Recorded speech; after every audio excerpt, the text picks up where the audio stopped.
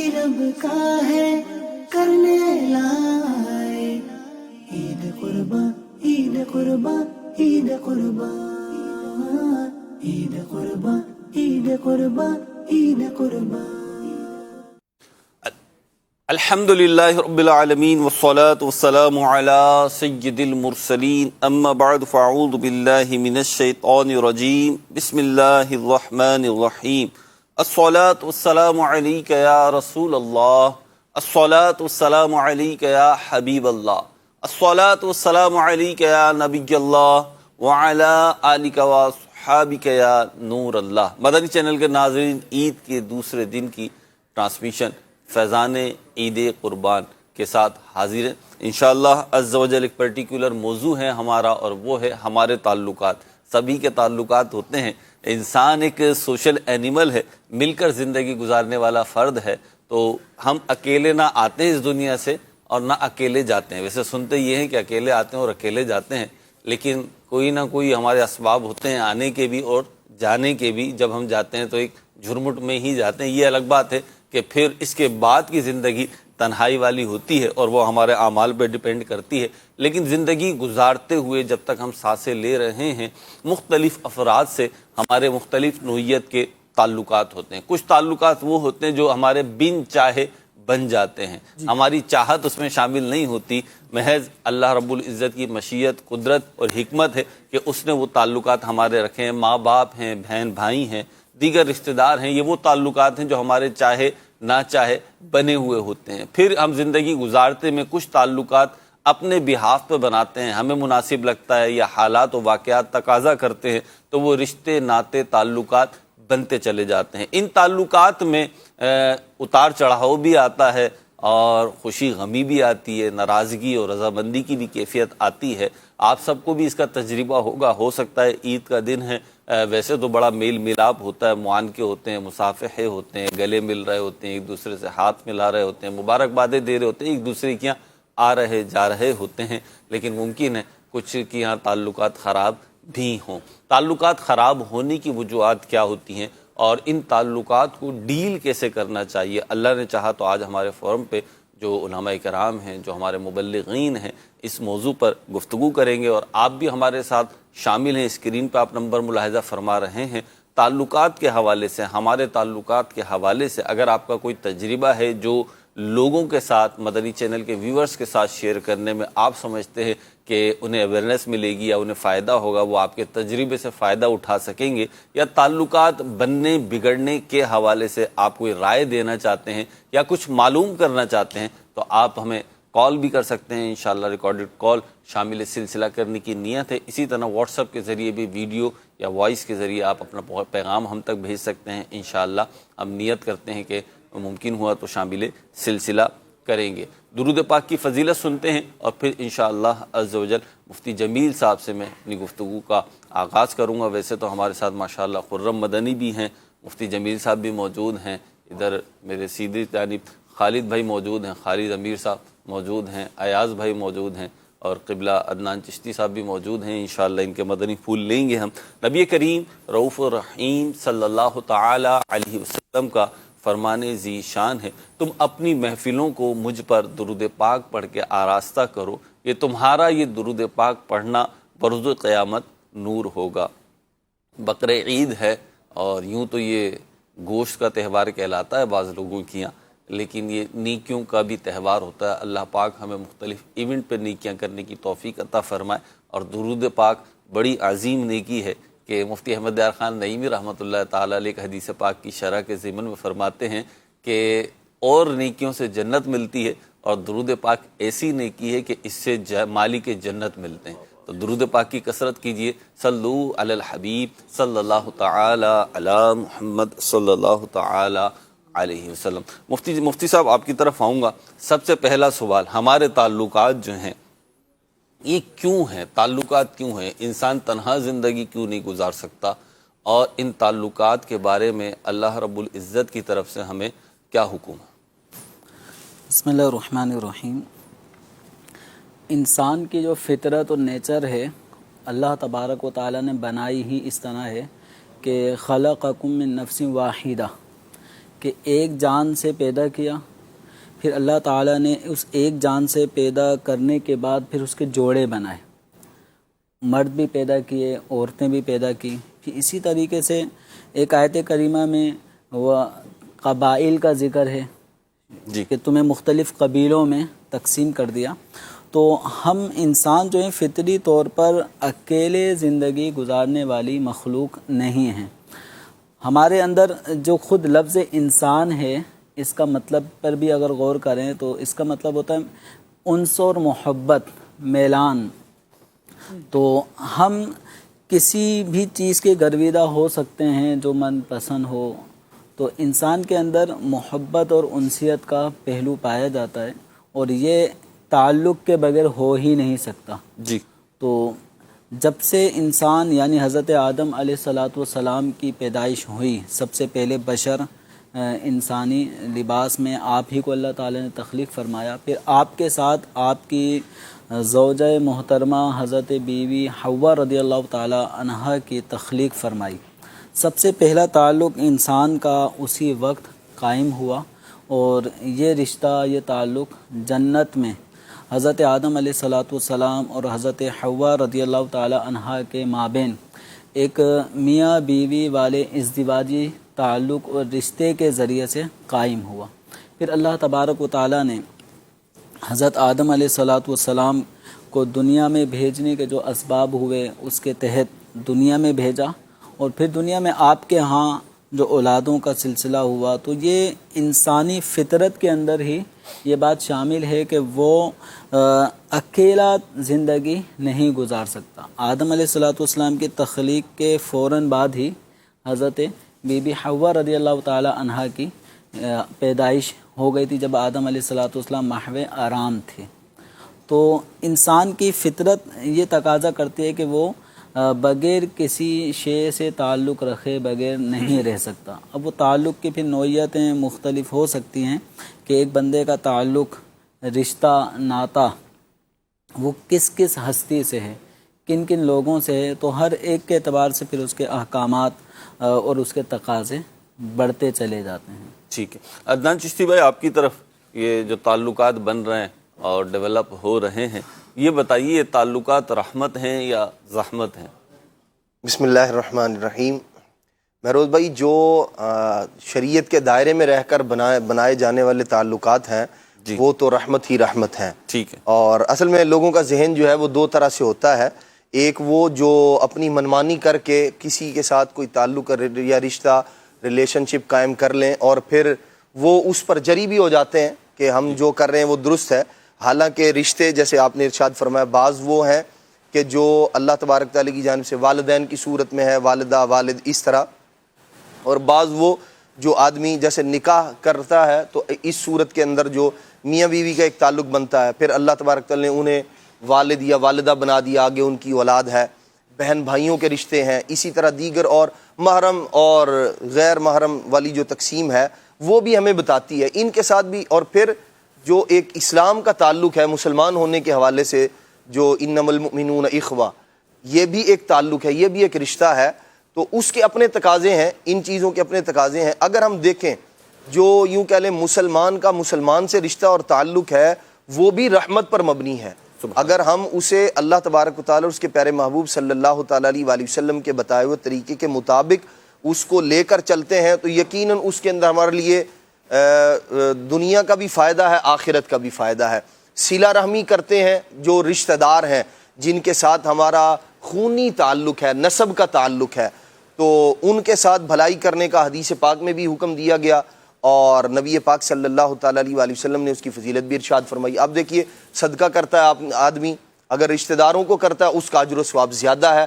عام اجنبی آدمی پر اجر و ثواب، وہ صدقہ کرتا ہے، اجر و ثواب اس کا بھی ہے، لیکن جہاں تعلق ہے وہاں کر رہا ہے، اور یوں ذی محرم والا جو تعلق ہے وہاں جو بھلائی کر رہا ہے، وہاں جو صدقہ دے رہا ہے، اس پر مزید اللہ تبارک تعالیٰ اجر و ثواب اس بندے کو عطا فرما رہا ہے۔ اسی طرح والدین کا جو اولاد کے ساتھ ہے، اولاد کا والدین کے ساتھ ہے، رحمت ہی رحمت ہے۔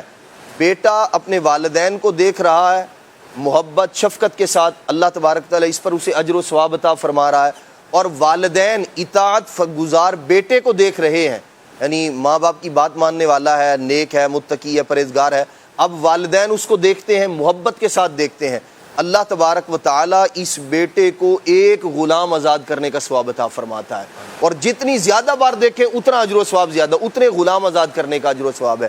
تو جو تعلقات اللہ تبارک تعالیٰ اس کے پیارے محبوب علیہ الصلوۃ والسلام کے دیے ہوئے ہیں ہمیں، ان کے اندر رحمت ہی رحمت ہے، فائدہ ہی فائدہ ہے، کسی قسم کا نقصان نہیں ہے، بلکہ انہیں ختم کرنے میں نقصان ہے، انہیں توڑنے میں نقصان ہے، اور وہ نقصان اللہ تبارک تعالیٰ کی نافرمانی بھی ہے، نبی پاک صلی اللہ تعالیٰ علیہ وآلہ وسلم کی نافرمانی بھی ہے، اور پھر بعض اوقات وہ نقصان دنیاوی طور پر بھی بندے کے سامنے آتا ہے، جیسے کوئی شخص اپنے والدین کے لیے دعائے مغفرت ترک کر دیتا ہے یا قطع تعلق کر لیتا ہے، رشتہ داری توڑ دیتا ہے، تو اب اس کے لیے کیا ہے؟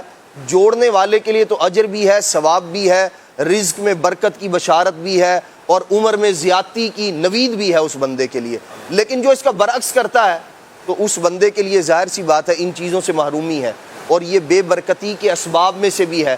تو رشتوں کو نبھانے میں فائدہ ہی فائدہ ہے، اور نہ نبھانے میں، توڑنے میں، قطع تعلقی کرنے میں یا ان سے دوری اختیار کرنے میں بغیر کسی وجہ کے، تو اس کے اندر نقصان ہی نقصان ہے۔ تو جو رشتے اللہ رسول کے بنائے ہوئے ہیں، اسلام نے ہمیں جن رشتوں میں پرویا ہے انہیں ہمیں باقی ہی رکھنا چاہیے، اور ان کے باقی رکھنے کے لیے تگ و دو بھی کرنی چاہیے، کوشش بھی کرنی چاہیے۔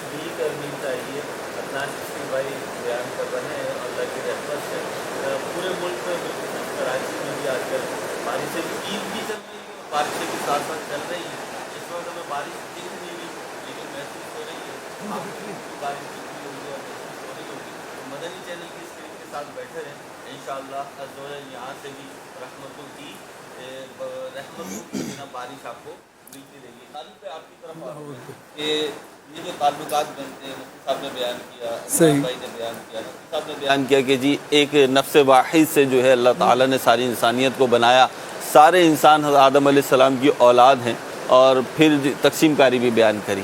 یقینی طور پر ہم سب جو بیٹھے ہوئے یوں ڈائریکٹلی تو رشتہ دار نہیں ہیں، ہم 6 افراد کا فورم ہے ہمارا، ہم ڈائریکٹلی رشتہ دار نہیں ہیں، یعنی آپ میرے کزن نہیں ہیں، بھائی نہیں ہیں، ایسی ایاز بھائی، عدنان بھائی، دیگر تعلق ہے تو مختلف نوعیت کے تعلقات ہیں، لیکن رشتہ داری والا تعلق یہاں نہیں ہے۔ لیکن کہیں نہ کہیں اوپر جا کے فور فادرز میں کہیں نہ کہیں جا کر ہم شاید مل جائیں، اور کہیں پہ بھی نہ ملے تو آدم علیہ السلام پہ تو جا کر یقینی طور پر ہم نے مل جانا ہے۔ لیکن پھر یہ تقسیم کاری ہوتی گئی ہے۔ آج دیکھیں آپ، مختلف قبائل ہیں، مختلف خاندان ہیں، مختلف برادریاں ہیں، اور ان کے اپنے اپنے طور طریقے بھی ہیں۔ جائز کی میں بات کر رہا ہوں، ناجائز بھی ہیں لیکن ہم تو جائز کی بات کریں گے۔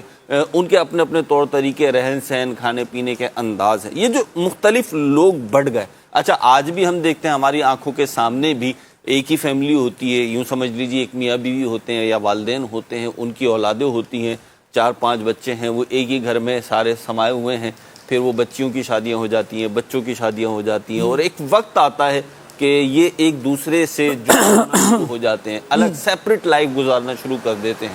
اس کو آپ کیسے دیکھتے ہیں؟ یہ پازیٹیو ہے، نیگیٹو ہے؟ اور بالعموم ہمارے معاشرے میں، دیگر جگہوں کی میں بات نہیں کرتا، لیکن ہمارے معاشرے میں اتنا آسان نہیں ہوتا سیپریٹ ہاؤس، سیپریٹ ہوم بنانا، اپنا گھر میں شفٹ ہونا، اپنی انڈیویجول زندگی گزارنا، بلکہ کچھ یوں سمجھ لیجئے نیگیٹو یا ڈارک پہلو ہیں ادھر کہ وہ ہوتے ہیں۔ اس کے بعد وہ جو ایک کیا کہنا چاہیے بیریئر ہے نا، وہ بڑا ڈارک اور نیگیٹو ہے، اور اس کے بعد کہیں جا کے یہ ہوتا ہے۔ کیا کہیں گے؟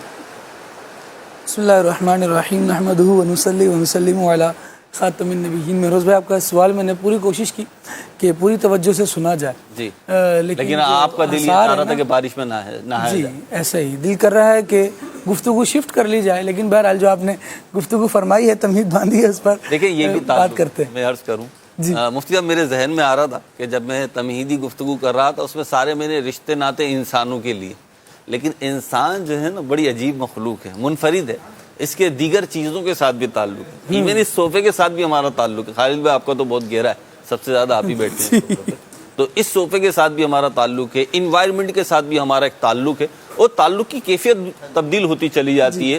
اللہ اس کے رسول کے ساتھ بھی تعلق ہے، قرآن کے ساتھ، دین کے ساتھ بھی ہمارا ایک تعلق ہے۔ تو اللہ نے چاہا تو ان چیزوں پہ بھی ڈسکس کریں گے، موسم کے تعلقات پہ اثرات جو ہیں وہ بھی اس کو بھی دیکھیں گے، ایک پورا ایک سائنس ہے کہ موسم کے تعلقات پہ اثرات کیسے پڑتے ہیں. اگر ممکن ہوا تو یہ بھی لیں گے. آپ کال بھی کیجئے اور بتائیے جناب کہ آپ کس کیفیت میں اس وقت مدنی چینل دیکھ رہے ہیں اور کیسا محسوس کر رہے ہیں. جی خالد بھائی. مہروز بھائی، اللہ تبارک و تعالیٰ نے انسان کو جو رشتوں میں باندھا ہے اس کی حکمتوں کو بھی بیان فرمایا، اور انسان طبی طور پر اس طرح کا ہے کہ وہ تنہا رہ کر زندگی گزار نہیں سکتا. رب العالمین جل وعلا نے اسے ارشاد فرمایا انا خلقناکم من ذکر و انثی، تمہیں ایک مرد ایک عورت سے پیدا فرمایا. جس طرح آپ نے ارشاد فرمایا کہ تعلق اوپر جا کر کہیں نہ کہیں وہ ایک ہی جگہ پر جا کر مل جاتا ہے، لیکن پھر ساتھ اس کی حکمت بھی یہ بھی ہے وَجَعَلْنَاكُمْ شُعُوبًا وَقَبَائِلَ لِتَعَارَفُوا، اس نے مختلف قبیلوں میں مختلف طبقات میں یوں انسان کو تقسیم فرمایا ہے. اور پھر ارشاد فرمایا ان اکرمکم عند اللہ اتقاکم. یہاں بندے کا اللہ تبارک و تعالیٰ سے بھی تعلق ہے اور بندوں سے بھی تعلق ہے. اگر میں کسی ذات سے، کسی برادری سے، کسی اس طرح کی اور چیزوں سے تعلق رکھتا ہوں، یہ بھی میرا تعلق ہے، یہ بھی میری پہچان ہے. اور میں کس خاندان سے ہوں، وہ خاندان میرا باقاعدہ ایک پہچان کا ذریعہ بنتا ہے. بلکہ فرمایا ہی یہ گیا کہ تقسیم کی وجہ یہ ہے لِتَعَارَفُوا، تاکہ ان سے بھی تمہاری پہچان ہو سکے. اور اس سے انسان کی پہچان ہوتی ہے. خاندانی اثرات، عادات، اطوار، یہ سارے انسان کا زندگی کا حصہ بنتے چلے جاتے ہیں. لیکن یہاں سب سے بالا تر ہو کر جس رشتے کو بیان فرمایا گیا نا کہ تمہیں اللہ تبارک و تعالیٰ کی بارگاہ میں معزز ہو کر پیش ہونا ہے، تمہاری سب سے بڑھ کر پہچان یہ ہوگی، سب سے بڑھ کر تمہاری عزت داری جو ہوگی جس سے تمہیں عزت ملے، وہ یہ ہے کہ تم اپنے رب سے تعلق رکھو. اور اتقاکم، رب کے نزدیک بھی عزت سب سے زیادہ تب ہے جب بندہ اللہ تبارک و تعالیٰ کا تقوی اختیار کرنے والا ہے. یعنی جی یہاں پر انسان دنیا میں رہے گا، تعلقات رکھے گا، دوستیاں رکھے گا، رشتہ داریاں رکھے گا، یہ سب کچھ ہوگا، لیکن ان کی ایک بنیاد بیان کر دی جاتی ہے کہ ان کی بنیاد یہ ہے کہ بندہ ایمان کی حلاوت اس وقت پاتا ہے، ایمان کی مٹھاس بندے کو اس وقت محسوس ہوتی ہے جب وہ دنیا میں موجود اپنی رشتہ داریوں کو بھی لوجہ اللہ بنائے، اور اگر بگاڑ رہا ہے تو بھی وہ لوجہ اللہ ہو، اللہ تبارک و تعالیٰ کی لیے ہو، اللہ تبارک و تعالیٰ کی محبت میں ہو. اب بندہ جب اس طرح سے اپنے رشتہ داریوں کو لے کر چلتا ہے اور اپنے معاملات کو آگے بڑھاتا ہے تو وہ بہتر زندگی کی طرف آتا ہے. اللہ تبارک و تعالیٰ کی طرف سے بھی اسے گویا ان تعلقات کو استوار رکھنے میں، ان تعلقات کو برقرار رکھنے میں اجر و ثواب مل رہا ہوتا ہے. یہاں ایک اقتباس میں تفسیر صراط الجنان سے پیش کرنا چاہوں گا. فرمایا گیا کہ امام غزالی رحمۃ اللہ تعالیٰ علیہ فرماتے ہیں جس آدمی کا نسب اچھا ہو وہ دوسرے نسب والوں کو حقیر جانتا ہے، اور بعض لوگ حسب و نسب کے ذریعے اس طرح تکبر کرتے ہیں کہ گویا دوسرے لوگ ان کی ملکیت میں ہیں اور یہ خود آقا ہیں، وہ غلام بنے ہوئے ہیں. لوگ اس طرح سے جب ایٹیٹیوڈ اختیار کرتے ہیں تو یہ چیز پریشانی کا باعث بنتی ہے.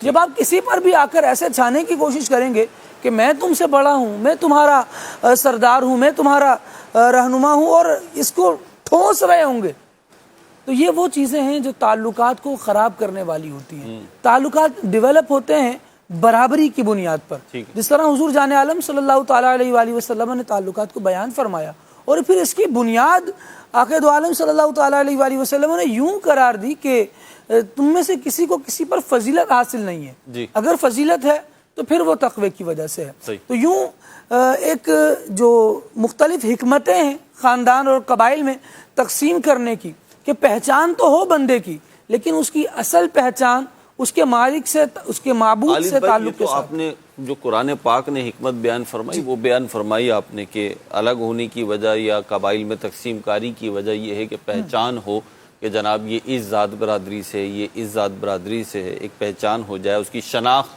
اور امتیاز قائم ہو جائے.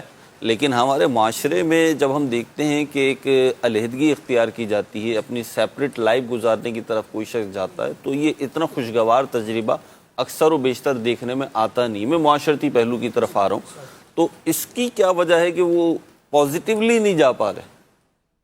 سیپریشن جو ہو رہی ہے وہ پازیٹیو نہیں ہو رہی، وہ نیگیٹو ہو رہی، وہ کیوں؟ بڑے دل کے ساتھ بعض چیزوں کو دیکھنا پڑتا ہے. بڑے کینوس پہ آپ دیکھیں تو اس میں فائدے سب کو ہوتے ہیں. مختلف شہر آباد کرنے کی آپ دیکھیں احادیث میں ترغیب دلائی گئی ہے. اس کی وجہ کیا ہے؟ حضور جان عالم صلی اللہ تعالیٰ علیہ وآلہ وسلم نے خود بھی اس کی وجوہات بیان فرمائیں اور محدثین شارحین نے بھی اس کی وجوہات بیان فرمائی. یہ تو بلدیاتی نظام پہ جو کتابیں لکھی گئی ہیں پوری دنیا میں, جی ایک سسٹم ہوتا نا گورننس کا, تو بلدیاتی نظام بھی اس میں سے ایک چیز ہے. تو اس میں یہ انگریزوں نے بعض کتابیں جو لکھی ہیں اس میں اس چیز کو لیا ہے کہ نبی پاک علیہ الصلوۃ والسلام نے اس کی ترغیب دی. بلدیاتی نظام کی بات نہیں کر رہا ہوں میں, یعنی وہ شہروں کو جو تقسیم کاری کا فرمایا مفتی صاحب, تو اس میں شارحین نے ایک پہلو یہ بیان فرمایا ہے کہ اس سے انتظام کاری آسان ہو جاتی ہے. جی یہاں پر بھی جب بندہ دیکھ رہا ہے کہ ایک گھر نا محدود افراد کے لیے ہی بنتا ہے, جب خاندان بڑے ہو رہے ہیں تو پھر وہ آگے بھی جائیں گے, وہ دوسرے بھی گھر بنائیں گے, وہاں پر بھی شفٹ ہوں گے, اور اس کے ذریعے سے سب کی جو انڈیویجول لائف ہے, سیپریٹ لائف ہے, جس کو سیپریشن کی طرف بندہ جا کیوں رہا ہے, پرائیویسی جس میں بندے کی برقرار رہتی ہے, اسی لیے بندہ دوسرے گھر کی طرف جا رہا ہوتا ہے یا اور چیزیں اس میں اختیار کر رہا ہوتا ہے. تو بہت سارے پہلوؤں میں سے ایک یہ بھی ہے کہ انسان کو اس میں جو مثبت, آپ نے کہا کہ اس کے مثبت پہلو پر گفتگو کی جائے, تو ایک تو یہ کہ یہ ضرورت ہے, اسے تسلیم کرنا چاہیے, اور جو چیزیں ضروریات کی بنیاد پر ہوں اسے اگر ہم صرف خواہشات کی بنیاد پر روکے رکھیں گے تو وہ خواہشات کو بھی کچلیں گی اور محبتوں کا بھی توازن برقرار نہیں رہ پائے گا, اور پھر نفرتیں پروان چڑھیں گی. اس کینوس میں اگر مہروز بھائی اس بات کو دیکھا جائے کہ بندہ جو اللہ تبارک و تعالی نے عطا فرمایا ہے اور جو اس نے نظام دیا ہے, اس نظام کو تھوڑا سا ڈیپلی پڑھے. اصل میں آپ عمل کی طرف آپ فرما رہے ہیں بڑے کینوس پہ دیکھیں, ہمارے پاس تو ایک ہی کینوس ہے اور وہ یہ ہے ہماری آنکھ. ہماری آنکھ سے جس قدر دکھ رہا ہے ہم تو اسی قدر دیکھ رہے ہیں. خرم بھائی کی طرف چلتے ہیں اور تعلقات میں بگاڑ آنے کی وجوہات کیا ہوتی ہیں وہ پوچھتے ہیں, پھر انشاءاللہ ایاز بھائی سے. ایاز بھائی آپ کی طرف بھی آ رہا ہوں, آپ نے درست کرنا ہے کہ تعلقات میں جو بگاڑ آتا ہے اسے درست کیسے کر سکتے ہیں. جی خرم بھائی. بسم اللہ الرحمن الرحیم. تعلقات جو ہیں ہمارے جتنے بھی اپنے گھر والوں کے ساتھ تعلق ہوں, رشتہ داروں کے ساتھ تعلق ہوں, جس نوعیت کے بھی تعلق ہوں, اس کے اندر بگاڑ آنے کے کئی طرح کے اسباب ہوتے ہیں. ایک بنیادی تھا ایک سبب تعلقات میں بگاڑ آنے کا, ایک ہے کہ بدگمانی. ٹھیک. بدگمانی ایک ایسا عنصر ہے کہ جو لوگوں کے اندر, رشتوں کے اندر دراڑیں بھی پیدا کرتا ہے اور رشتوں کو توڑ کے بھی رکھ دیتا ہے. اور دوسری یہ جو بہت بڑی چیز ہے وہ ہے کہ قربانی دینے کا جذبہ نہ ہو. کہاں سے بدگمانی؟ بدگمانی آ بھی جاتی ہے, دروازہ ہی نہ کھولیں کیا ہے. ہاں جی, انسان کو جیسا اللہ رب العالمین کا حکم ہے نا کہ مسلمانوں کے بارے میں ہمیں حسن ظن ہی رکھنا چاہیے, تو پہلے ہم اپنی تربیت ایسی کریں کہ ہم کسی کے متعلق وہ ایکس وائی زیڈ کسی سے تعلق ہے یا نہیں ہے, جب مسلمان ہے تو ہمیں اس کے ساتھ حسن ظن ہی رکھنا چاہیے. دوسری یہ کہ جب یہ بدگمانی آ جائے تو اس کا یہ طریقہ نہیں کہ اس بدگمانی کو پالنے کے بعد آپ اپنی زبانی کارروائی شروع کر دیں اس کے خلاف, یعنی کہ جو بھی آپ مواد رکھتے ہیں اپنے پاس وہ سارا مواد لوگوں کے ساتھ شیئر کرنا شروع کر دیں. بعد میں اگر پتہ چلے گا تو پھر یقین بھی نہیں آئے گا کہ میں غلط تھا, اور لوگ نہیں ایکسیپٹ کرتے, نہیں کر رہے ہوتے کہ میں غلط تھا اور یہ بدگمانی ہو گئی. وہ پہلے سے جو اس کے ساتھ مواد تھا نا, اس نے تھوڑی تھوڑی مل کر اور شیطان نے ایسی رہنمائی اس کی ہوتی ہے, رہنمائی کیا ایسا بگاڑ اس کے اندر پیدا کیا ہوتا ہے کہ وہ اپنی غلطی تسلیم کرنے پر راضی نہیں ہو رہا ہوتا. تو پہلی تو کہ حسن ظن اتنا رکھنا چاہیے کہ جب تک بالکل قطعی اور یقینی طور پر نہ معلوم ہو جائے کہ یہ واقعی کام ہوا ہے, تو جب تک کسی کے خلاف کارروائی نہیں کرنی چاہیے. کارروائی بھی کریں تو کیسے, اگر واقعی پتہ چل گیا کہ یہ ہمارے لیے اچھا نہیں کر رہا تو اس سے ملاقات کر کے اپنا مسئلہ شیئر کر لیا جائے, اور پھر اگر پھر بھی پتہ چلتا ہے کہ وہ نہیں مانتا تو یہ تو پھر بھی نہ کیا جائے نا کہ رشتہ داری توڑ دی جائے. نبی کریم علیہ الصلوۃ والسلام کی ہمارے لیے کیا تعلیمات ہیں؟ بخاری شریف میں ہم دیکھتے ہیں نبی کریم علیہ الصلوۃ والسلام کی تعلیمات یہ ہیں کہ یہ صلہ رحمی یعنی رشتہ جوڑنا یہ نہیں ہے کہ تم اس کا بدلہ چکاتے رہو, اس نے اچھا کیا تھا تو ہم بھی اچھا کریں, بلکہ نبی کریم علیہ الصلوۃ والسلام نے اسی مقام پر جو فرمایا اس کا حاصل یہ کہ صلہ رحمی یہ ہے, رشتہ جوڑنا یہ ہے کہ وہ توڑے, وہ کاٹے اور تم جوڑو. یہ اتنا آسان نہیں نا جتنا بہت مشکل ہے. نبی پاک علیہ الصلوۃ والسلام کا فرمان سر آنکھوں پر, لیکن اگر پریکٹیکل کی بات کریں تو یہ سنانا شاید آسان ہوتا ہے, لمحوں میں سنا کے بندہ آگے چلا جاتا ہے, آج سن کے بھی کان جو ہے وہ آگے ہو جاتے ہیں, لیکن جب پریکٹیکل کا وقت آتا ہے نا اس وقت بہت دشواری ہو جاتی ہے, بہت مشکل ہوتا ہے. قربانی کا جذبہ نہیں ہوتا نا, یہ ایک بہت بڑا قربانی کے دنوں میں قربانی کے جذبے کی بات کر رہے ہیں کہ نہیں ہے, ہم تو دیکھ رہے ہیں قربانی کا بڑا جذبہ ہے. میں نے یہ دیکھا مہروز بھائی, ہم نے گھروں کے اندر میں نے یہ دیکھا ہے کہ جب تک کوئی قربانی دینے والا ایک موجود ہے نا تب تک گھر بنا رہتا ہے, جڑا رہتا ہے. اعلیٰ. اور جب سب لوگ قربانی دینا چھوڑ دیں اور آ جائیں اپنی پر کہ جناب ایک چھوٹا سا بھی کام ہے تو برابر برابر, وہ فلاں موقع پر میں نے کام کیا تھا, اب تمہیں بھی کرنا ہوگا.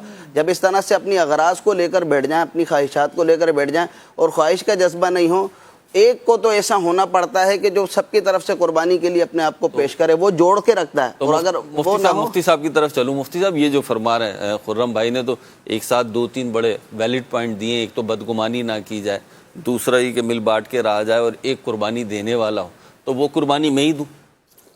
یہ ایک ڈائلاگ ہوتا ہے آپ کے پاس دارالاسلام میں بھی, شاید بعض اوقات وراثت کے مسائل آتے ہوں تو اس طریقے کے آپ کو سننے کو ملتا کہ بھائی صحیح ہے دینی ہے تو سب دینا, صرف میں ہی کیوں.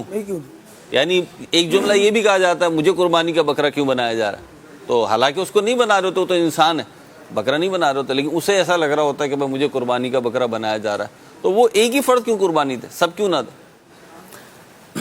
ہونا تو یہ چاہیے کہ کسی بھی گھر پہ آنے والی کسی مصیبت اور پریشانی کے حل کے لیے سب اپنا اپنا حصہ ملائیں. ٹھیک ہے.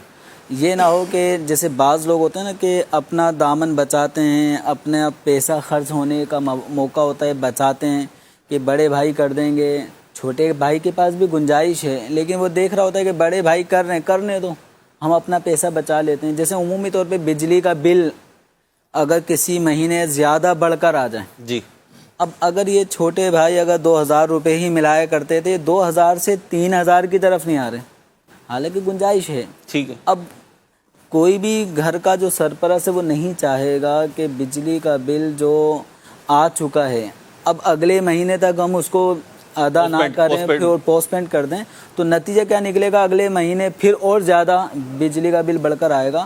تو ایسے معاملے میں ایک ہی آدمی اگر یہ کام کر رہا ہے, جیسے جو بڑے ہوں گے, جو والد ہیں وہ ذمے پہ لیے ہوئے ہیں یا والد انتقال فرما گئے یا وہ کما نہیں رہے والد, تو بڑے بھائی کے اوپر اگر یہ بوجھ آیا ہے کہ اب وہ گھر کو لے کے چل رہا ہے, تو چھوٹے بھائیوں کو چاہیے کہ وہ بھی اپنے حصے کا کچھ نہ کچھ ملائیں.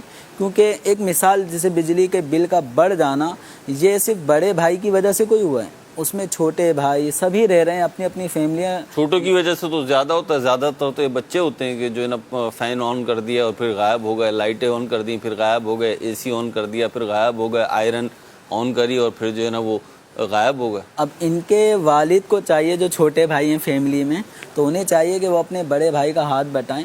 اور یہ کوئی بھی کام, جیسے اس وقت ہمارا یہ پروگرام ہے ایک تعلق کی بنا پر ہی ہے اور ہم سب اپنے اپنے حصے کا کلام کر رہے ہیں, تو یہ جو ٹائم ڈیوریشن ہمارا اس سلسلے کا ہے, ہمارے تعلقات وہ انشاءاللہ ہم لے کے چلیں گے.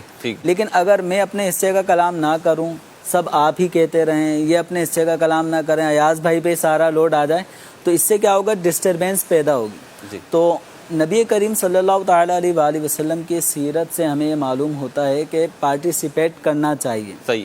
آپ صلی اللہ تعالیٰ علیہ وسلم نے ایک غزوے کے موقع پر ایک سفر میں آپ صلی اللہ علیہ وسلم نے کھانے پینے اور دیگر اشیاء کی ضرورت کے لیے تنکے جمع کر کے لانے کی ذمہ داری ہے کہ میں لکڑیاں وغیرہ جمع کر کے جو کام ہو رہا ہے اس میں میرا بھی حصہ ہو جائے. اسی طرح غزوہ خندق میں خندق کھودی جا رہی ہے, تو آپ صلی اللہ تعالیٰ علیہ وسلم بھی کدال اپنے ہاتھ میں لے کے خندق کھود رہے ہیں. یہ نہیں کہ یہ کرنے والے ہیں میں آرام سے رہوں. نبی کریم صلی اللہ تعالیٰ علیہ وسلم کو صحابہ عرض کر رہے ہیں کہ آپ حضور نہ کریں, ہم ہیں, آپ آرام فرمائیں. لیکن آپ صلی اللہ تعالیٰ علیہ وسلم نے پریکٹیکلی طور پہ بڑے ہو کر یہ دکھایا ہے کہ بڑا بھی چھوٹوں کے ساتھ شریک ہو. تو اس سے چھوٹوں کو بھی چاہیے کہ اگر بڑے کے اوپر کوئی بوجھ آیا ہے تو وہ بھی اپنے بڑے بھائی یا سرپرستوں کا ہاتھ بٹائے اور ان پر آنے والا بوجھ کچھ اپنے اوپر بھی محسوس کریں. اس طرح اگر یہ ہمارے گھر کے بڑے چھوٹے افراد ایک دوسرے کے ساتھ تعاون کریں گے تو انشاءاللہ یہ تعلقات بہتر ہو جائیں گے. ورنہ نتیجہ کیا ہوتا ہے کہ بڑا ہی پس رہا ہوتا ہے. اب اس کے پسنے کی وجہ کیا ہے, فطرتاً چونکہ بڑا ہے تو بڑے لوگوں کا ظرف پہ اللہ تعالیٰ نے پھر اس طرح رکھا ہوتا ہے. یہ ہم چھوٹوں کو چاہیے کہ بڑوں کے ساتھ یہ سب ناروا اور بدسلوکی والا معاملہ نہ کریں. مہروز بھائی ایک بات بیچ میں ایڈ کرنا چاہوں گا, ایک ہے عدل اور ایک ہے احسان. اللہ پاک نے دونوں ہی باتوں کا حکم دیا ہے کہ عدل بھی رکھنا چاہیے اور احسان کا بھی ہونا چاہیے. اصل میں تربیت اگر اولاد میں باپ یہ کرتے ہیں نا کہ آپ نے سب نے برابر اپنے اپنے حصے کا کام کرنا ہے, عدل ہو گیا. ایک ہے احسان, اور یہ کہ اگر ایک بچہ نہیں کر سکتا تو تم نے اس کا ہاتھ تھام لینا ہے، اسے پکڑ لینا.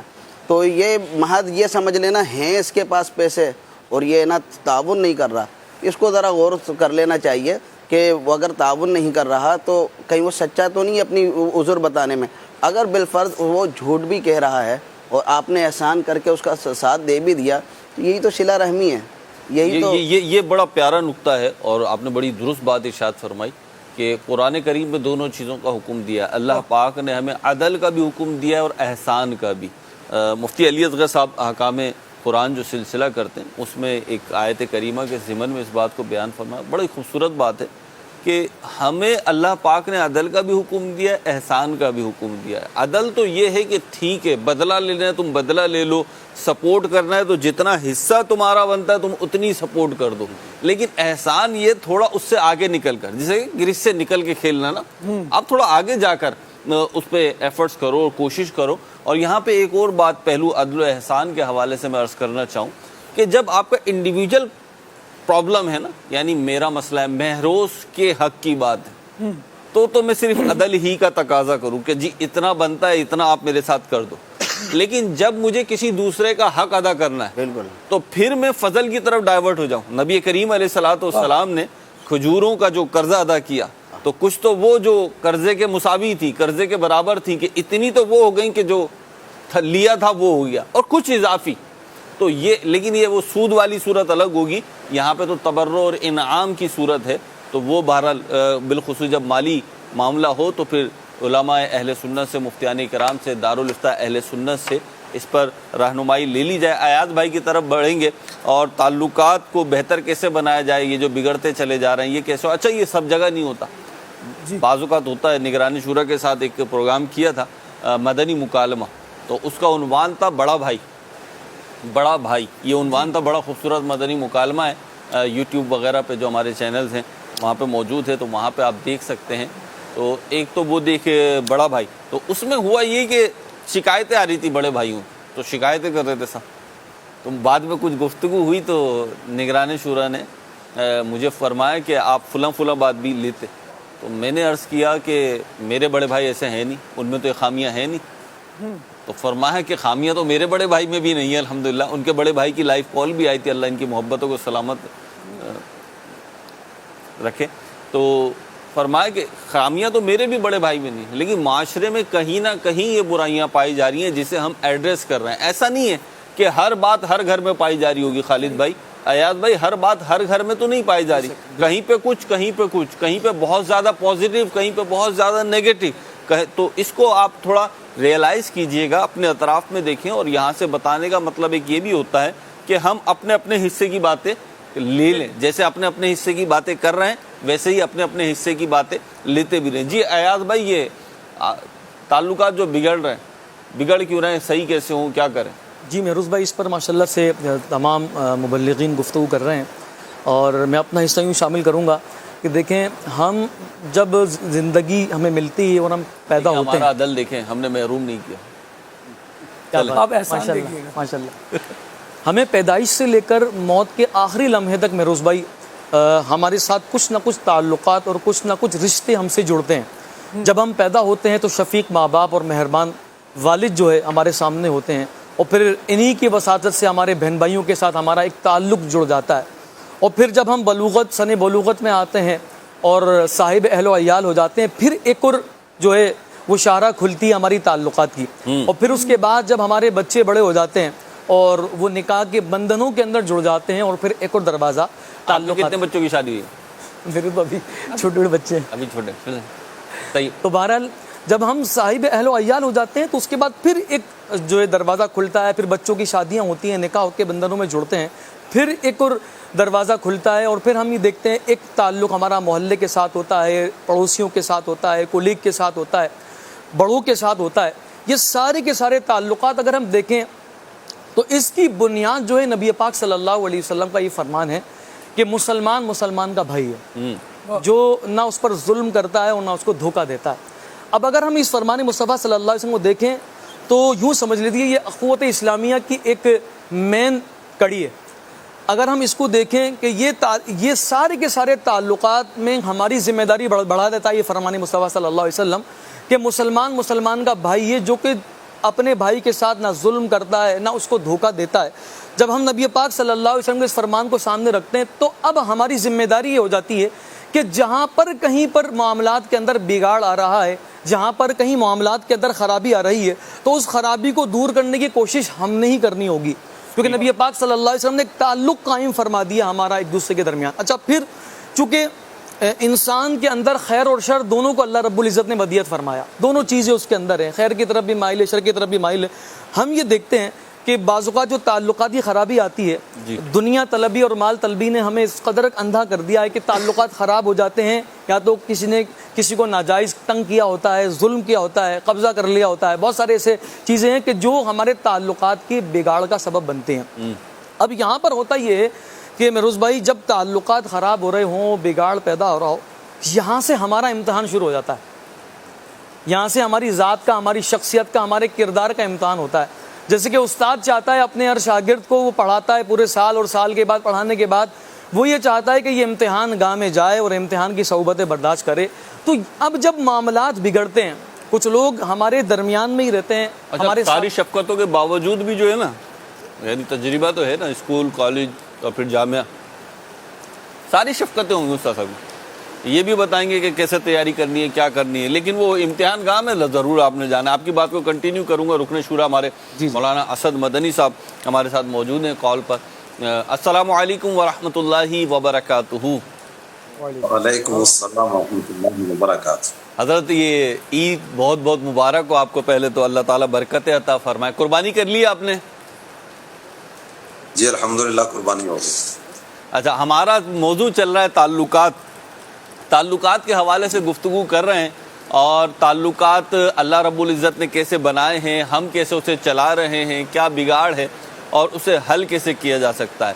میں آپ سے یہ پوچھنا چاہوں گا, کیونکہ آن کال ہیں تو زیادہ طویل ہماری گفتگو ہو نہیں پائے گی, لیکن بنیادی سبب, آپ جسے ایک دو بنیادی سبب سمجھتے ہو تعلقات بگڑنے کا, اور کوئی ایسا کی پوائنٹ ہو کہ اگر یہ اپنا لیا جائے تو انشاءاللہ ہمارے تعلقات میں بہتری آ جائے گی, کیا فرمائیں گے؟ ویسے تو میرا خیال ہے مختلف طرح کی چیزیں ہوں گی تعلقات کے بگاڑ کا جو سبب بنتی ہیں, لیکن اس میں ہو سکتا ہے کہ مین اسباب, اہم اسباب جن کو سمجھا جائے, ان میں ایک عدم برداشت شاید یہ بھی بہت بڑا سبب ہوگا. اس کے علاوہ بھی کئی ایک اسباب ہوں گے. بعض اوقات ایسا ہوتا ہے کہ ہر ایک اپنے حقوق کی لڑائی لڑ رہا ہوتا ہے, سامنے والے کے بھی کچھ نہ کچھ حقوق میرے ذمہ ہیں, اس طرف توجہ نہیں ہوتی.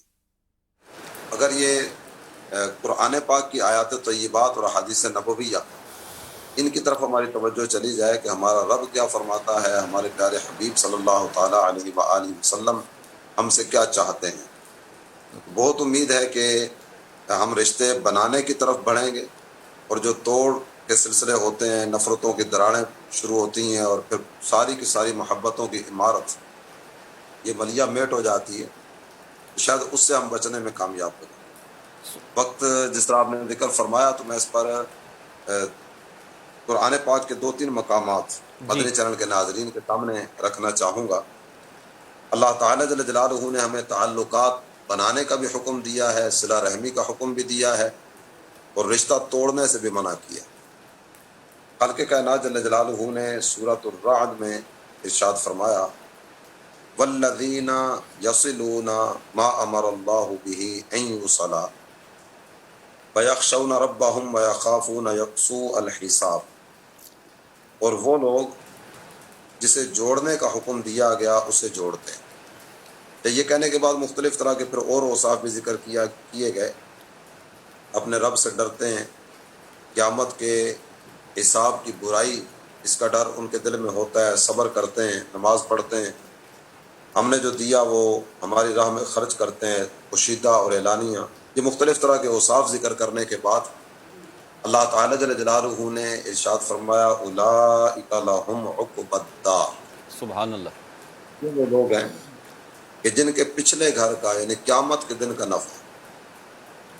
اس کے بعد جو اگلی بات ذکر فرمائی جا رہی ہے مدنی چینل کے ناظرین, اگر اس پر توجہ فرمائیں تو اللہ کی رحمت سے امید ہے کہ یہی ایک مقام قرآن پاک کا ہمیں شاید رشتے بنانے کی طرف آگے بڑھنے میں مدد دے۔ جنات عدن يدخلونها ومن صلح من آبائهم وازواجهم وذرياتهم، جنت میں ایسے لوگوں کو داخل کیا جائے گا، اور اس کے بعد اللہ تعالیٰ جل جلالہ نے ارشاد فرمایا ان کے باپ، دادا، بیویاں اور ان کی اولادیں۔ مفسرین نے اس آیت کریمہ کے تحت ذکر فرمایا کہ جو بندہ ان اوصاف کا حامل ہے، اس کی نیکی کی برکت سے اللہ تعالیٰ جل جلالہ اس کے رشتہ داروں کو بھی صلہ عطا فرمائے گا اور انہیں بھی جنت کا داخلہ نصیب فرمائے گا۔ سبحان اللہ، سبحان اللہ۔ والملائکۃ یدخلون علیہم من کل باب سلام علیکم بما صبرتم فنعم عقبی الدار، واہ، فرشتے ان کے پاس حاضر ہوں گے، ہر دروازے سے ان پر آئیں گے، ان کو آ کر سلامیاں پیش کریں۔ ان چیزوں کی طرف اگر توجہ رہے کہ اللہ تعالیٰ جل جلالہ نے کتنا بڑا انعام ذکر فرمایا تعلقات بنانے والوں کے لیے اور دیگر نیک اعمال کی طرف قدم بڑھانے والوں۔ نیکی کیا ہے اس کا ذکر قرآن نے کیا، لیس البر ان تولوا وجوہکم قبل المشرق والمغرب ولکن البر من آمن باللہ والیوم الآخر۔ مختلف طرح کی نیکیاں ذکر فرمائی گئیں کہ نیکی کیا ہے۔ سب سے پہلے ایمان کی بات ذکر فرمائی، ایمان کی بات ذکر کرنے کے بعد جو پہلا عمل ذکر کیا جا رہا نا وہ ہے وآت المال علی حبہ ذوی القربى والیتامى والمساکین وابن السبیل۔ تو یہاں بھی سب سے پہلے جن کا ذکر کیا گیا ہے وہ قریبی، اللہ کی محبت میں اپنا عزیز مال رشتہ داروں، یتیموں، مسکینوں اور مسافروں کو۔ قریبی تعلقات کا آپ نے فرمایا، جی تعلقات کے اعتبار سے بات ہو رہی ہے، یہ قریبیوں کی بات ہو رہی ہے کہ مال خرچ کرنا ہونا تو سب سے پہلے قریبیوں کو دیں۔ یہ ابھی آپ سے، آپ کی جیسے شخصیت ہے ماشاءاللہ، آپ رکن شورا بھی ہیں، جامعۃ المدینہ کے نگران بھی ہیں، مدرس بھی ہیں، تو آپ کے مختلف تعلقات ہیں۔ ایک سوال میں رکھنا چاہوں گا کہ وہ یہ کہ بعض اوقات ہمارے آؤٹ ڈور ریلیشن اتنے ہوتے ہیں کہ ان ڈور ریلیشن اس سے متاثر ہونے لگتے ہیں، چاہے وہ کسی بھی سینیریو میں آپ لے لیں۔ بعض اوقات باہر سے اتنی محبت، اتنی اپنائیت مل رہی ہوتی ہے کہ ہماری نظر میں اپنوں کی اہمیت شاید ختم ہو جاتی ہے۔ یعنی ہم سے گلے ملنے والے اتنے لوگ ہوتے ہیں، ہمیں ٹینشن ہی نہیں ہوتی، بھائی گلے نہیں مل رہا تو نہ ملے، سینکڑوں لوگ مل رہے ہیں، خالو گلے نہیں مل رہے تو نہ ملے، سینکڑوں لوگ مل رہے، تو آپ نہیں مل رہے تو کیا ہو گیا؟ بعضوں کا دھمکی بھی شاید دے دیتے ہوں کہ بھائی کیا ہے، آپ نہیں مل رہے تو نہ ملو، اپنے چاہنے والے بہت ہیں، فکر نہیں کرو، اپنے کو کندھا دینے والے بہت لوگ ہیں۔ تو اس کو کیسے مینٹین کریں کہ جب باہر سے آپ کی اتنی اس قدر بہت زیادہ، میں آپ سے یوں بات کر رہا ہوں کہ آپ اس چیز کو فیس کر رہے ہیں کہ اللہ کی رحمت سے اندر باہر ہر جگہ سے محبتیں ہیں، تعلقات ہیں، اور ایک ہیوج جو ہے آپ کا ریلیشن ہے، تو آپ اس کو کیسے دیکھتے ہیں اور کیسے مینیج کرتے ہیں؟ میں اس میں دو گزارشات پیش کروں گا۔ پہلی تو حدیث مبارکہ میں ذکر فرمایا گیا خیر الامور اوسط، اور افراط و تفریط سے بچتے ہوئے ہی اپنے معاملات کو لے کر آگے بڑھنا پسندیدہ صورت ہوتی ہے۔ عمارت ہے نا، عمارت، جی، عمارت کے ماتھے پر نظر آنے والا جھومر یہ عمارت کی خوبصورتی کا سبب ضرور بنتا ہے، ٹھیک، لیکن عمارت کی اصل مضبوطی جو نا وہ بنیاد سے ہوا کرتی ہے۔ واہ واہ، یہ سمجھیے کہ جو قریبی رشتے ہیں نا یہ اس عمارت کی بنیاد ہے۔ بنیاد کو کھوکھلا کر کے اگر کوئی عمارت کی مضبوطی کا خواب اور سپنا دیکھتا ہو، یہ اس کا مقدر ہے۔ کیا بات، باہر کی محبتیں سب اپنی جگہ پر ہیں، لیکن بندے کی اصل مضبوطی جو نا وہ بنیاد سے ہوا کرتی ہے۔ جس کے اپنے گھر کے تعلقات، اپنے رشتہ داروں سے تعلقات، اپنے قریبیوں سے تعلقات اچھے نہیں ہیں، مجھے لگتا نہیں ہے کہ وہ کسی بڑے پیمانے پر یا کسی اچھے انداز میں آگے بڑھ کر وہ بڑا کام بھی کر سکتا ہو۔ تو سب سے بنیادی چیز جو ہے وہ تو اپنی ذات ہے نا، اپنی ذات پر کسی چیز کا نفاذ کر کے پھر دوسرے کو سمجھانے کی طرف جائیں گے، سامنے والے پر اس کا اثر بھی ہوگا اور وہ بات ماننے کی طرف بھی آئے گا۔ ٹھیک، وگرنہ وہ مقام اگر توجہ میں رہے تأمرون الناس بالبر وتنسون انفسکم وانتم تتلون الکتاب آئے ہائے، افلا تعقلون، تم دوسروں کو بھلائی کا حکم دیتے ہو اور اپنے آپ کو بھولے بیٹھے ہو حالانکہ تم کتاب پڑھتے ہو۔ یہ کہنے کے بعد قرآن نے ذکر فرمایا افلا تعقلون، کہ تمہیں عقل نہیں ہے۔ عقل کا تقاضا بھی یہ ہے کہ بندہ جو کہے وہ پہلے اپنی ذات پہ نافذ کرے، ٹھیک، اپنی ذات پہ نافذ کرتے ہوئے اس چیز کو لے کر آگے بڑھے گا تو اللہ کی رحمت سے امید ہے کہ اس کی زبان میں تاثیر بھی پیدا ہوگی اور سامنے والے بھی اس کی بات کو ماننے کی طرف آئیں۔ سبحان اللہ، بڑی پیاری بات آپ نے ارشاد فرمائی. اللہ نے چاہا تو اس نقطے کو میں اپنے فورم پہ بھی ابھی لیتا ہوں. ایک بات آپ سے آخری کہ آپ کے یہاں عید قربان کیسی گزر رہی ہے، آپ کی کیا مصروفیات ہیں اور ابھی آپ کہاں پر ہیں؟ یہ آخری سوال کا جواب اختیاری ہے. جزاک اللہ. اس وقت میں جہلم میں ہوں.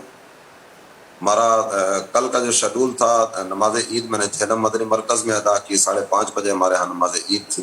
واہ جی. اس کے بعد اجتماعی قربانی کے مقام پر حاضری کا سلسلہ ہوا، اور جہلم سے پنڈدادن خان روڈ پر کافی سارے ایریاز میں جہاں جہاں عاشقان رسول قربانی کی کھالیں جمع کر رہے ہیں وہاں بھی، اور قربانی کے اجتماعی قربانی کے مقامات پر حاضری کا سلسلہ بھی ہوا. ابھی ہمارا کچھ شیڈول طے ہے. یہاں سے بھی آپ سے اجازت لینے کے بعد دینا، سہاوا، دمیلی اور مختلف مقامات کی طرف جانے کا سلسلہ ہمارا ہوگا. اللہ پاک آپ عاشقان رسول کی صورتیں ہوں گی. اللہ پاک آپ کو جزائے خیر عطا فرمائے، آپ کی حفاظت فرمائے، اور دعوت اسلامی کے دینی کاموں کی ترقی اور بڑھوتری کے لیے جو کاوشیں ہیں اللہ پاک اس پر اجر جزیل عطا فرمائے. سیدی بہت زیادہ شکریہ آپ کا، اللہ تعالیٰ قبول فرمائے آپ کی گفتگو کو. انشاءاللہ آپ نے جو یہ نکات دیے ہیں اس کو کوشش کریں گے کہ ہم بھی اپنے فورم سے بھی لیں اور مدنی چینل کے ناظرین تک بڑھائیں. صاحب جو گفتگو کی رکن شورا نے، آخری بالخصوص جو پوائنٹ تھا عدنان بھائی، یہ ذرا سا بھی اچھا یہ یوں نہیں ہے کہ جی رکن شورا کچھ فرما رہے ہیں. جی میں یہ آخری ایک گزارش پیش کرنا چاہوں گا. اللہ تعالیٰ جل جلالہ نے جہاں رشتہ داریاں قائم کرنے کے تعلق سے ارشاد فرمایا ہے، تو وہاں رشتہ داری توڑنے والوں کے بارے میں بھی کچھ باتیں ارشاد فرمائی گئی. جی بقرہ کا ایک مقام ہے، الذین ینقضون عہد اللہ من بعد میثاقہ ویقطعون ما امر اللہ بہ ان یوصل. جو اللہ کے عہد کو توڑتے ہیں عہد پکا ہونے کے بعد، اور جس چیز کے جوڑنے کا اللہ نے حکم دیا جو اسے توڑتے ہیں. جیسے مراد مفسرین نے ذکر فرمایا کہ یہ رشتہ داری مراد ہے. وَيُفْسِدُونَ فِي الْأَرْضِ، اور زمین میں فساد برپا کرتے ہیں. قرآن نے ایسوں کا ذکر کرتے ہوئے ارشاد فرمایا ہے اولئک هم الخاسرون، یہ وہ لوگ ہیں جو خسارہ پانے والے ہیں. اللہ تعالیٰ جل جلالہ نے ایسوں کو بالکل پسند نہیں فرمایا جو رشتہ داریوں کو کاٹنے والے ہیں. ہمارا انداز یہ ہونا چاہیے کہ محبتیں پھیلائیں گے، نفرتیں مٹائیں. انشاءاللہ عز و جل. سیدی آپ کو روکنے کی کوشش کرتا، لیکن مجھے اندازہ ہے مصروفیات کا بھی اندازہ ہے، اور یوں بھی ہے کہ ہر کام کا ایک وقت ہے، تو آپ کا جدول ہے. اللہ آپ کو شاد آباد رکھے. ہمیں بھی دعاؤں سے نواز دیں، ہمارے مدنی چینل کے ناظرین کے لیے بھی دعا فرما دیں. کراچی میں اس وقت شدید بارش ہو رہی ہے.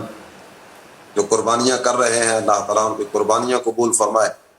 بعض ایریاز میں بارش کی وجہ سے کچھ آزمائشیں ہیں، اللہ تعالیٰ مسلمانوں نے عالم کی خیر فرمائے. آمین آمین. سب کو آسانیاں نصیب فرمائے، راحت مقدر فرمائے اور عافیت نصیب فرمائے. آمین آمین. جزاک اللہ خیرہ. کچھ ایک کلام شامل کرتے ہیں. عبدالحبیب بھائی کا ایک کلام ہے حاجی اشفاق کے ساتھ، تو اس کلام کو شامل کر رہے ہیں. آئیے دیکھتے ہیں. اللہ